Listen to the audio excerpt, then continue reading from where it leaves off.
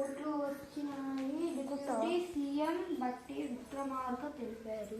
Paper ఏమని చదువుతారా నాన్న? అయ్యా ఎలా నువ్వు నాన్న పైనుంచి పైనుంచి ఏమైంది? బట్టి విక్రమార్క బట్టి విక్రమార్క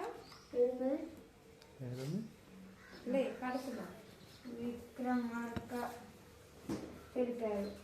ఏమని? పన్ను బదలాయింపు ఆర్థిక సింగం నిధుల తదితరాలకు సంబంధించి కేంద్ర ప్రభుత్వం నుంచి రాష్ట్రానికి 38,400 రూపాయలు